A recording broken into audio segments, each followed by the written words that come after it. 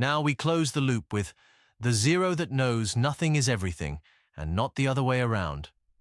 Don't get it twisted. This is the prequel field report, Numero 0, featuring time-snoring sloths, mischievous calendars, and the Mayans' greatest plot twist. The trouble with time is that it rarely sits still, unless you learn how to pause. Pause. Now, if you recall, last we left off, I had tripped over a blinking mushroom, paused the universe, and realized that stillness rewrites the pattern. Then I followed my breath backward through time, don't recommend without a guide rope, and remembered that the breath itself is older than clocks. But here's the thing. What anchors both stillness and breath? Zero. Yes, zero. The great cosmic hammock, the universe's sigh. The now in numeric form. But did you know it was the Mayans who invented zero as a number? Oh yes. Long before decimal systems had their midlife crises, the Mayans whispered to the stars, "We see your infinity, and raise you nothing."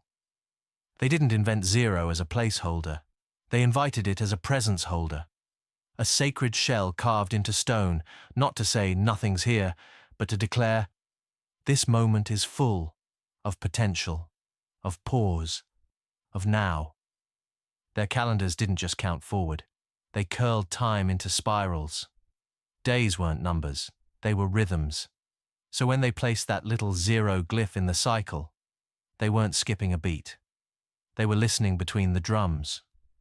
Now, I'll admit, I once tried explaining this to a customs officer at the Andean border. He was unmoved. But Pronto the sloth? He got it immediately. He lives in permanent zero state, slow, aware, undisturbed by the illusion of living in the past or needing the next. So now, here's how now to be in the now. 1. Notice what isn't happening. The space between heartbeats. The silence under noise.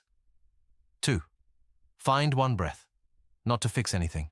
Just to greet this moment like a cat who already knows your secrets. 3.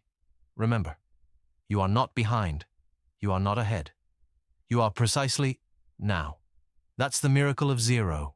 It doesn't subtract. It centers. It reminds the mind it's not the map. It's the breath before the map. The pause before the compass.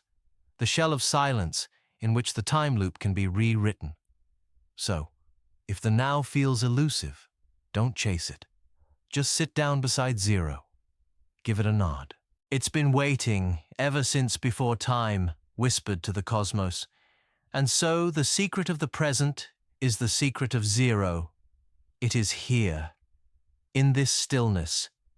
You'll find the gift of the moment, or at the very least, a moment to re-gift. Sir Leamerton, over, out, and around.